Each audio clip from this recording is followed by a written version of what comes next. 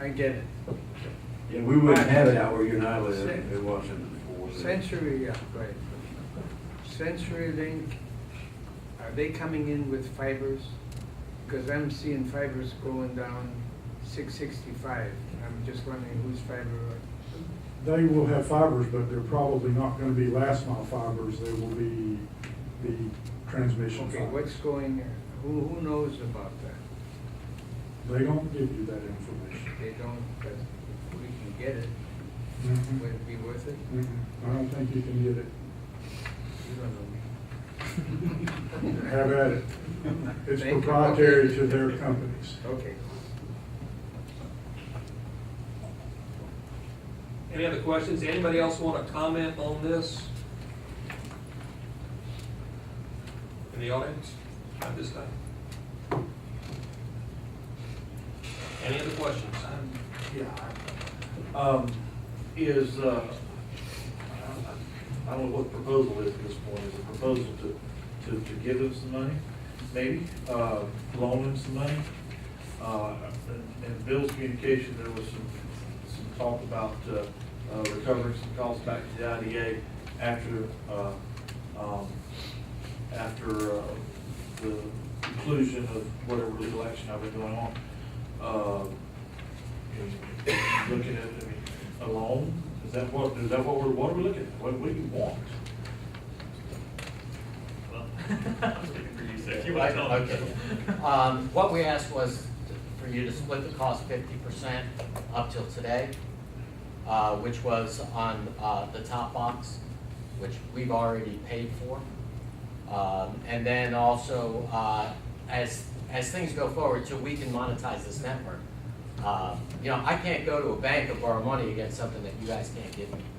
And that puts me in a very bad situation for somebody that spent over $6.3 million. Now, I remind you that that $6.3 million was a figure that ended in March of this year. And we continue to spend money moving this network and the technology forward. So we don't want to slow down in what we're doing or what we're providing. We're asking, we thought that a 50% split with being able to be remunerated to the IDA if we can recover. And these costs are not in the existing lawsuit. They would have to be amended, which we're amicable in doing. We thought 50% was a good split. We thought that was fair and equitable. That's what we're asking for. I have a recommendation, thank you. For the work. You know, not knowing what the future holds with the status of their suit with FERPA and not wanting to even get into that. If the IDA could do some kind of a loan that at some point, if so chosen, it could be partially forgiven or not forgiven, completely paid back. There's all kinds of options you can do at that point, but I'd recommend leaving it as open as possible. But we certainly don't want to lose the capability of our system as it is. I mean, that's,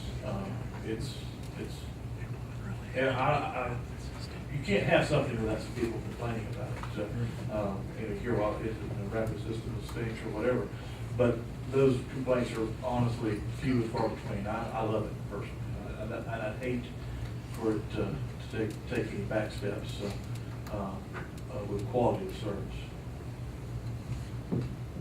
Yes, sir. Just a comment about when we originated this project, we were very limited, I think, in the community.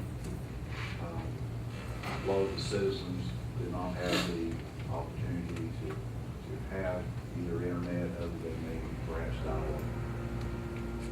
This has really expanded what our area can do and what we have capacity and capability to do. I think the combination of IDA and Rapid Systems has done a wonderful job in providing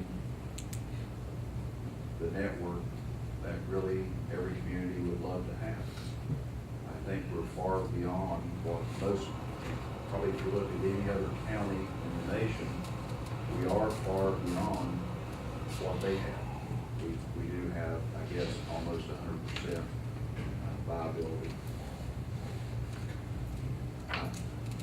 I'm sort of summarizing, I don't know exactly, this issue is sort of new. I received the information.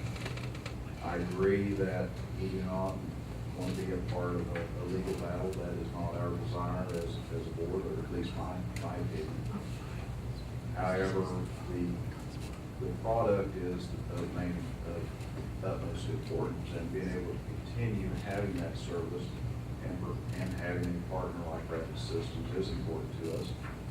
I think as a community and as a county that is looking to have other businesses look at us and come here, such as AF-Man or other companies that may flow off from history.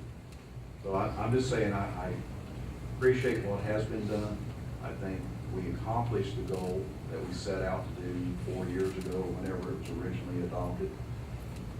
I feel bad that the FERBA piece entered.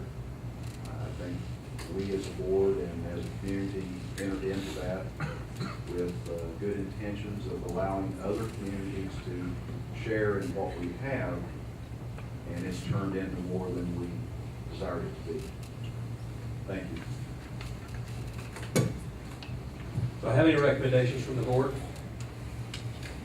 I had just a couple of questions for Dustin. Justin, the equipment that FERBA owns, where is that equipment now? Is it still currently on poles? It's on poles, 6 cents, yeah. Okay. Then my other question is in the middle section for the expenses, there's 2 different lines for level 3, basically. And the top line fluctuate, the top 2 lines fluctuate, and I guess I'm not understanding. Sure. I'm not understanding the value of showing that in those 2 separate lines. We, okay, if you look at the installation and broadband dark fiber and cabinet section, that goes from November 12th through May 13th. This is actually part of the settlement that we submitted the paperwork to IDA. We agreed with level 3. We took over the service in October of 2011. Now, level 3 in Rapid Systems, we were able to come to agreement and knock about 2 months off of the bill because everybody was waiting at that point for FERBA to get off of what's called the port in the building, the actual plug. Until they canceled and got off that plug, we weren't ready to take over service of that. Now, level 3 forced our hand to put in to build additional fiber from the ONA pole and data center to them and put in another port. So they, instead of taking over FERBA's port, they put in another port. That happened across this series of months. So what happened was that we negotiated a settlement for level 3 of, I think it's approximately $77,000 or $77,000 for that period of time. So the period of time that you see on the first line that talks about that, that's the settlement amount during the transition time with FERBA. When you see the month afterwards, the June 13th, and the numbers underneath it, remember that there was that pipe and it had no water in it? Well, the $2,971 was for the green water from level 3 at that time. That was there. When you get into the June 13th, it's all the green water and the pipe, that's all on the new bill. So that's... So included in the 10,941. Yes.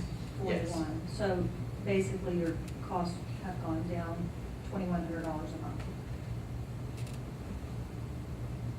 Yeah. My last question for you is their value to Rapid Systems in the FERBA equipment. Is there any value for your company in perhaps owning that equipment? today the Harvey broadband system is 3+ years ahead of where they were. We finished our project in 3 months. They're just celebrating their first site going live last month. So is there value in equipment that's 3 years old? There's value, if we had to take it down and put it back up, it would cost much more than that equipment that exists out there, than the $100,000. That's on that, and that's being part of that lawsuit. There is some value, there is some value to it, being that we're running on it right now. People that are getting network capacity out of that side of the county are either using it as primary or backup transport in the rain, depending on which way their traffic is going. So basically where I'm going with that is, you know, in lieu of what you proposed, if we were able to resolve the lien and perhaps negotiate, and I don't even know if that's a possibility, but if we were able to negotiate with FERBA, pay the $92,000, we own the equipment, we can transfer the network to you, is there more value in that versus what you're proposing? Actually, both of those things need to happen. So what we're proposing is when they breached, these are the expenses that we had to take on. So this is costs that we have on the service that should have been given to us by the IDA, that gigabit, what they promised to you. That equipment that's out there, that's another issue, and that's the issue of that lawsuit. Would we like, you know, to get all of that resolved? Absolutely. They still have the issue where they canceled service and left IDA Rapid in the position of, do we let it go dark or not? So it's still two things. This equipment that's out there, pardon me if I don't talk when I'm thinking that I'm in trouble. This equipment that's out there, you said it's 3 years old. What's the useful life that's left, realistically? Federal government would say that it's worth 10. I'd say we're probably starting near the, 5 years.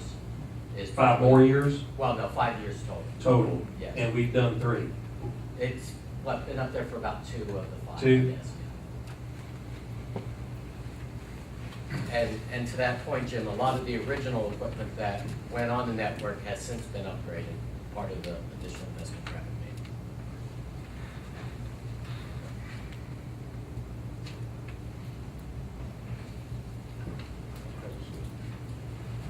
made. A couple of things for your consideration. I just wanted to check the budget. We still have $208,000 remaining in our broadband budgeted items. There are no real implications for us financially to provide some sharing of these costs. I'm still uncertain as to the right protocol to follow to do it. I presume if the board makes a decision, Ken, help me with this, to share in 50% of the costs since they were incurred, and then set a criteria for future sharing of costs on a quarterly basis to come back before the board. I'm just trying to find some reasonable way to approach this. Whatever the board thinks. I mean, it's a discretionary call. We would come back, the board could take action and direct that the payment start. We would ultimately come back with an amended agreement of some kind, so you have a writing with Rapid addressing the issue and defining the terms and spelling it all out. But it is, in my estimation, an expense that Rapid has incurred that was not part of the original deal. It was supposed to be something that was just part of what FERBA was to provide into their MOU with the IDA. And when they backed out, walked away, it increased the cost of doing business, no question about it. And you can implement whatever the board acts on today, but we would come back next month with a written agreement for board approval that outlines whatever it is the board decides to do today. Ken, isn't the scariest part of an MOU to me, in the real estate business, that's sort of like a letter of intent. It's like, that's as good as a piece of toilet paper it's written on. You and I share an opinion about that. The way this thing went down was there was a, Bill, correct me on the facts if I misstate something, but Marcus Shackford was chairing this board at the time.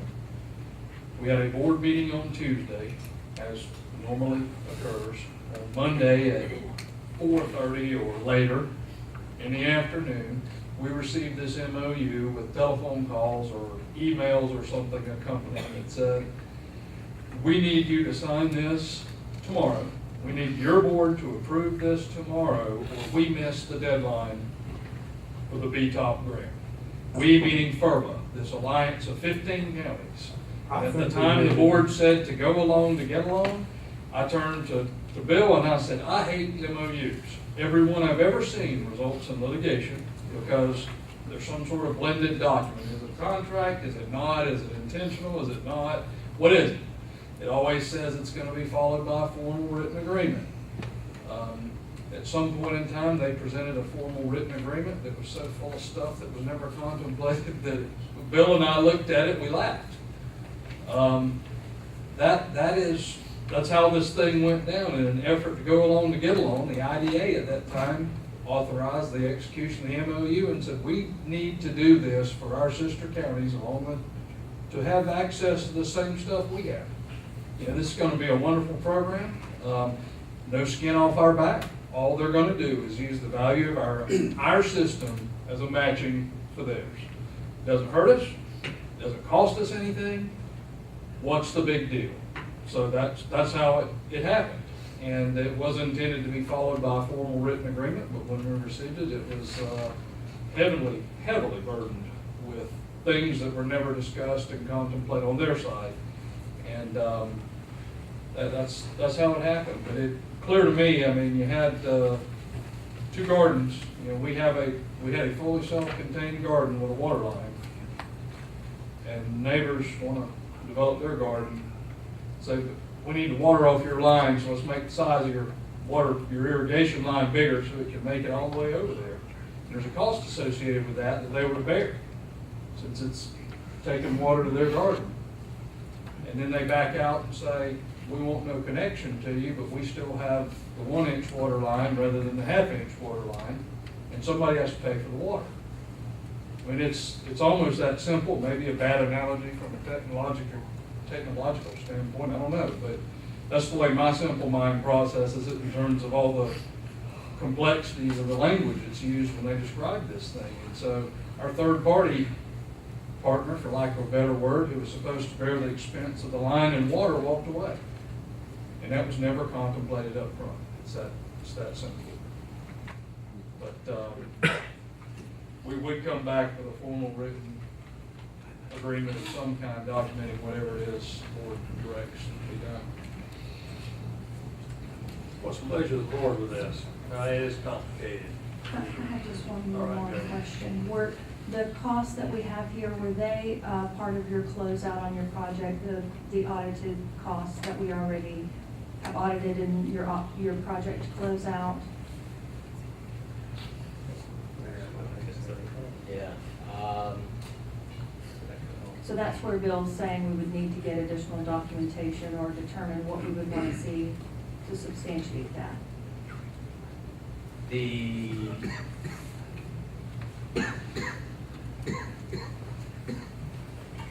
I'm not sure how to answer that 100%. Probably because our costs haven't stopped.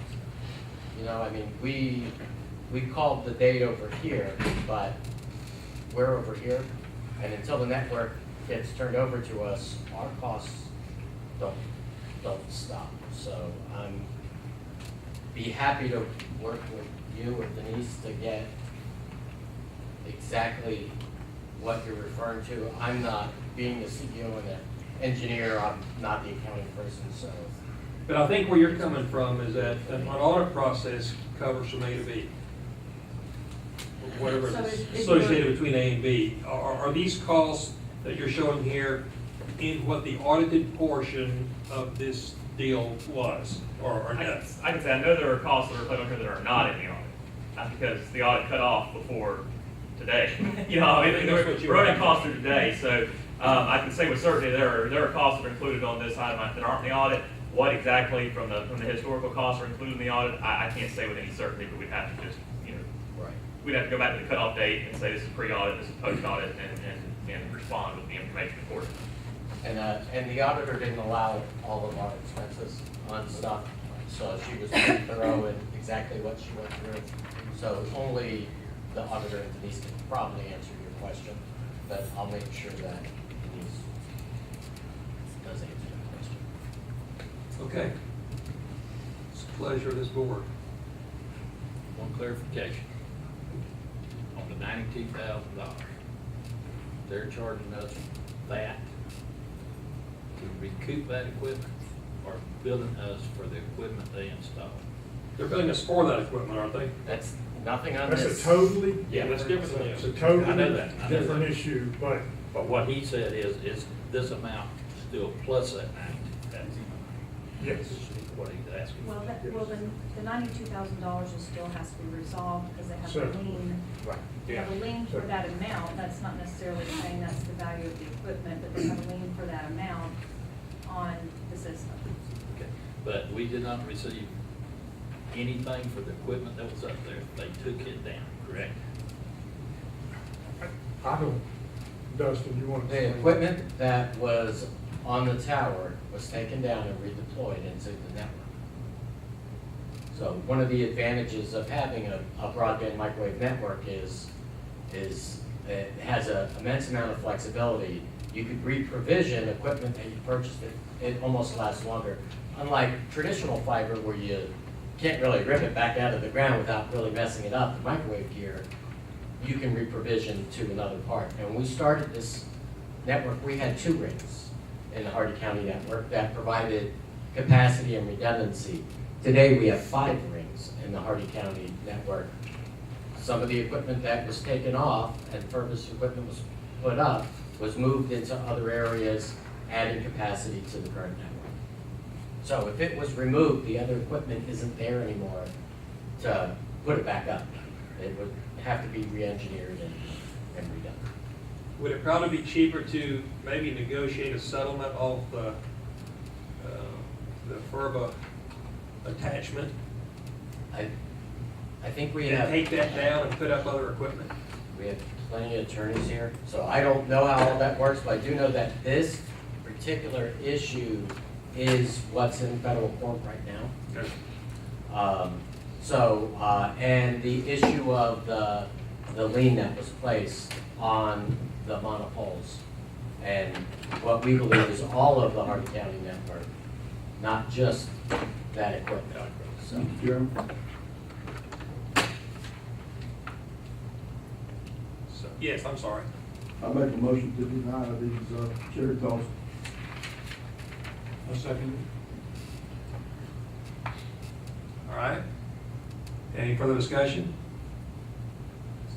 Gene? I'm just gonna make a statement, whenever we go to vote, I'm refraining from voting for conflict of interest. And I think I'm supposed to explain why the company I work for does a lot of repair work for record systems, so I think that there'd be a conflict of interest.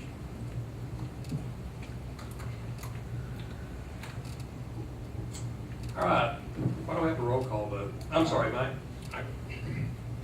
I guess I'd like to hear input from Travis and PFM, what this means to them, and basically maybe some of those vendors that they think they might have coming in here and doing for them. Jim, could I please say something? Let me get through with No, Mike. please, would you allow me to say something right now, and you won't be mad? I'm never mad at you. No, would you allow? Yes.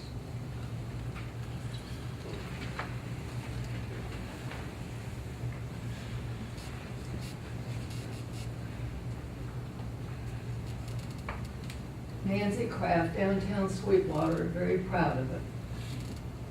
When I heard you all get up here and talk about our broadband system, you talked about the cities and you talked about the little old people, the little old ladies, the little old men out in the country that could have broadband. I want you all to understand it's more important than that. Do you realize the nurseries, the ranches, and all of the agriculture people that you have helped by broadband? Now, how the hell we got here, I don't know. I don't think you have a choice, because I still want broadband, not only for myself, but for the people that profit this county. And one of them is agriculture. And I think that, like I said, I don't know how we got here, but you are members of this board, and it's your job to find out how we got here, why we're in an argument with FERBA. Invite FERBA up here, whatever it takes, but get it done. But we have got to continue on with our broadband system. Thank you.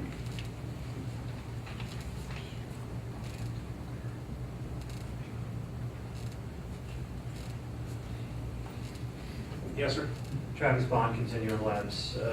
I will just tell you that Tech River and Continuum is business critical. I mean, our entire broadband, our phones, our network, the faxing that I talked about, all that technology runs on their service. We're hiring 7 new people. 6 of those need internet telephones that are VoIP. So our anticipation for bandwidth will continue to increase. So if we had a vote on it, I would just tell you that it's hard to have a Tech River without dependency on tech. And it all runs over, their pipes. So our garden is just going to get bigger, and we're going to continue to just need, more water. So just recognize that that is something that we look at, as business critical. We would expect it to be something as simple as just making a request and having it increase. Do I understand that if we don't give them this money, that broadband in Tardy County is gonna be completely shut off? Is that what's happening? We're just gonna go blank? I mean, it's just gonna be cut off immediately? Is that what's gonna happen? That's what would have happened if they hadn't incurred these costs. No, that's not what I'm asking. And I understand that's not. I'm saying if, I think it's like a blackmail thing.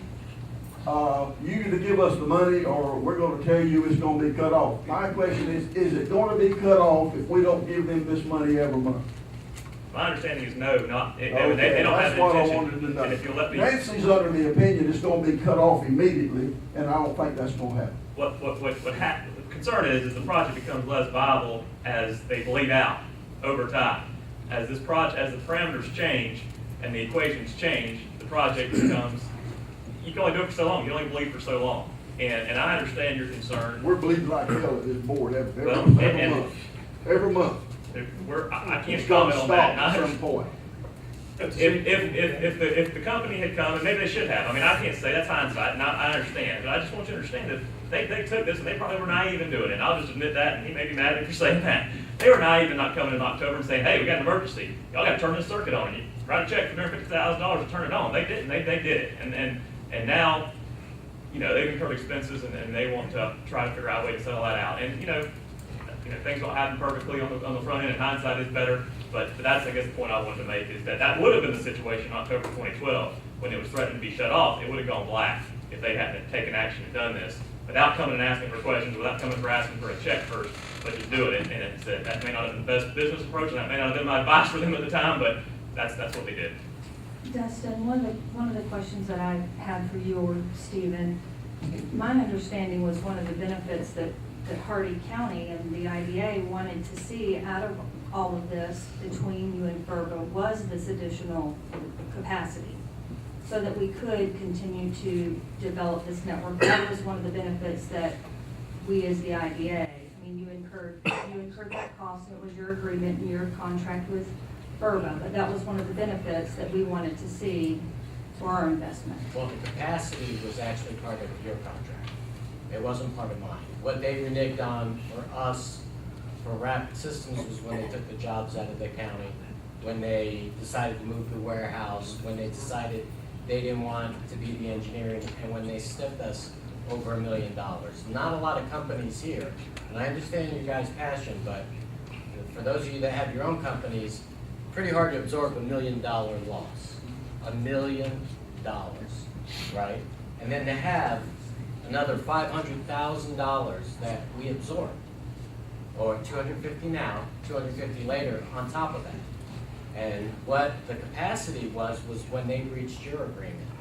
And we just stepped up to the plate because of not allowing, and Donald said it best, it pretty much was blackmail at that point, or whatever you want to call it. When somebody tells you you've got less than 30 days to move a circuit, or at the time, 2,500 people are going to go dark, and your guy's investment is going to go blank, what choice do we have to do?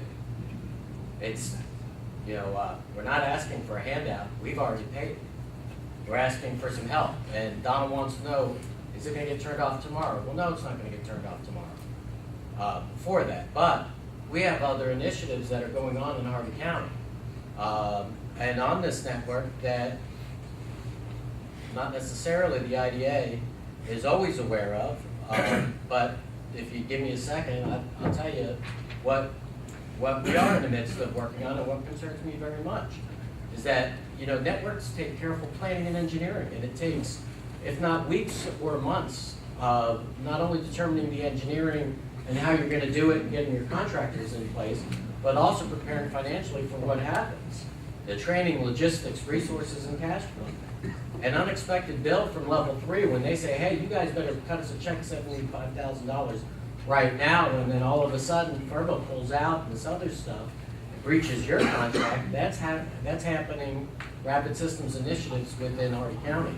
Now, I've got initiatives going on this month and next month that include some very advanced testing of something called passive interference modulation, over $100,000 worth of materials for new testing gear that's coming into the county to assist, certifications of individuals within the accounting on PIM, which is very unique and will be some of the first people to do that. LTE, which a lot of you guys are aware of as 4G on your cell phones, and the new service, AWS training, which we're getting, I mean, all on top of that, and as well as battery and power upgrades to the ONA data center. We weren't expecting to have, we were expecting to have, FERBA put up their fair share of some of those expenses. In this sheet has nothing of what we paid for FERBA, anything else that's in there. I mean, really, this is what was presented to you guys. We thought was a fair and equitable split between two partners on something that neither of us had anticipated happening throughout there. So it's those things that we're doing, moving our business and the technology of this network and the counter forward that getting hampered. We're not here telling Donald that we're going to turn off the network, but we did have that told to us. Mr. Chair. Yes.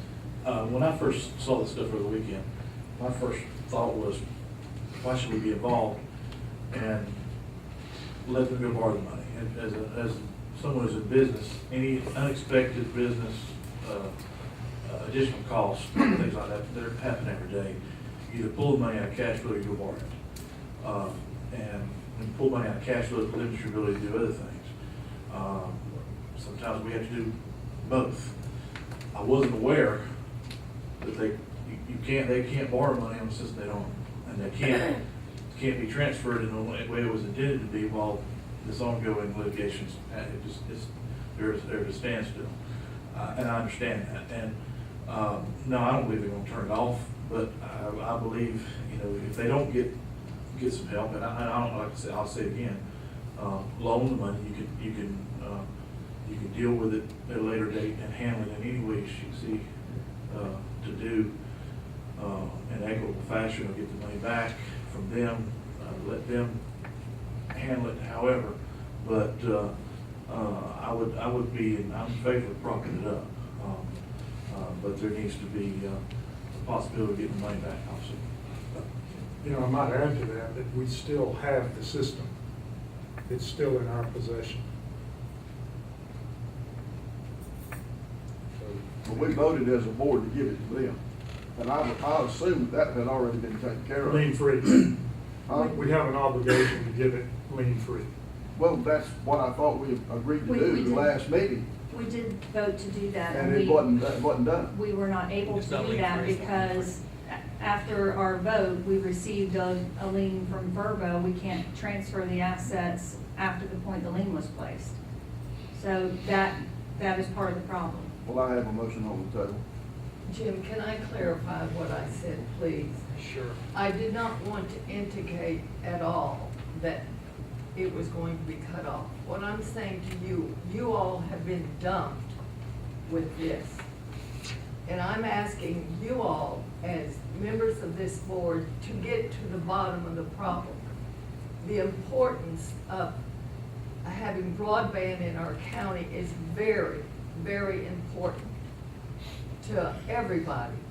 And so apparently FERBA is being blamed for this. I'm asking you to find out how this arose. I'm not mad at Rapid Systems or anybody else. I'm glad we got them here.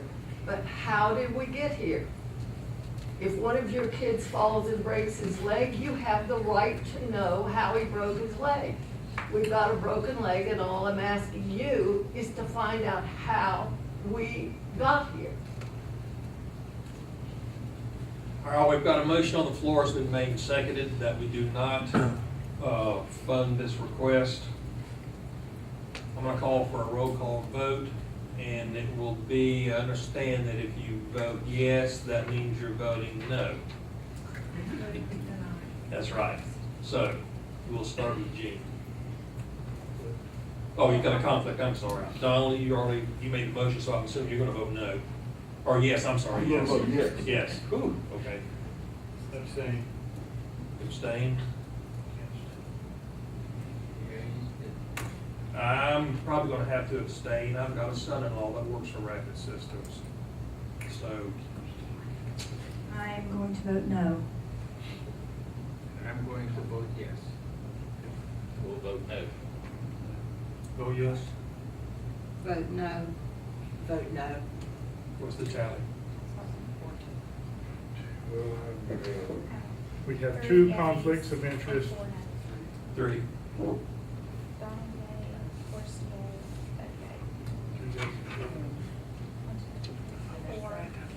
Two yes and 4 no's, is that correct? 3 yays. That was Donald, Horst, and Doug. Vanessa was no, Mike was no, Dottie and Diana were both no. So 4-3. So 4-3. The motion fails. Now, we'll regroup.